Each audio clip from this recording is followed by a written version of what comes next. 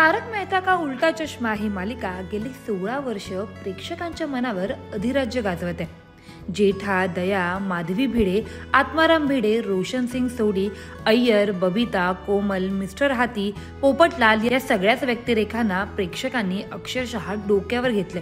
या प्रत्येक कलाकाराचा आज एक वेगळा प्रेक्षक वर्ग आहे।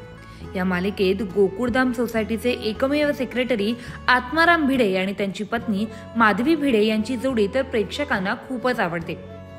या हिंदी मालिकेत त्यांचं मराठी बोलणं तर प्रेक्षकांना खूपच भावतं। या मालिकेत मंदार चांदवलकर आत्माराम भिडेंची तर सोनालिका जोशी माधवी भिडेंची भूमिका साकारतात। फार कमी जणांना माहिती असेल की तारक मेहतामुळे लोकप्रियता मिळवलेल्या सोनालिकाने या शो आधी जवळजवळ 20च्या वर मराठी मालिका आणि नाटकांमधून काम केलंय।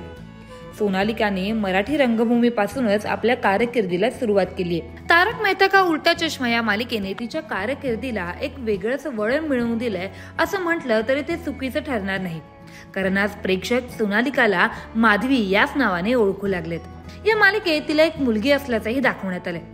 खऱ्या आयुष्यात देखील तिला एक मुलगी असून तिच्या पती आणि मुली समवेत ती मुंबईत राहते। सोनालिकाच्या पतीचं नाव समीर जोशी असून 2 डिसेंबर 2001 रोजी हे दोघी लग्न बंधनात अडकले। या दोघांना एक मुलगी आहे, तिचं नाव आर्या जोशी असं आहे। समीर जोशी हे फलक्रम डिजिटल या नामांकित IT कंपनीत फायनान्स लीडर या पदावर कार्यरत आहेत। या दोघांच्या लग्नाला 22 वर्ष झाली असून सोनालिका अनेकदा सोशल मीडियावर आपल्या पतीसोबतचे फोटो शेअर करताना दिसते। समीर जोशी यांचे फोटो पाहून अनेकदा नेटकरी समीर यांचा चेहरा मालिकेतील भिडेंच्या चेहऱ्यांसोबत मिळता जुळता असल्याच्या प्रतिक्रिया देतानाही दिसून येतात। सोनालिका ही खूपच चांगली अभिनेत्री असल्यासोबतच एक लेखिका देखील आहे। तिला लिखाण करायला खूप आवडते।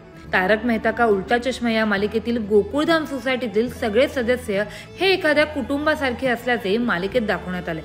खऱ्या आयुष्यात देखील ही मंडळी एखाद्या कुटुंबासारखीच असून ते अनेक वेळा एकमेकांसोबत वेळ घालवताना दिसतात। एवढंच नव्हे तर त्यांच्या सगळ्यांची कुटुंब देखील त्यांच्या सोबतच असतात। तर मग हा व्हिडिओ तुम्हाला कसा वाटला हे आम्हाला कमेंट बॉक्समध्ये नक्की कळवा।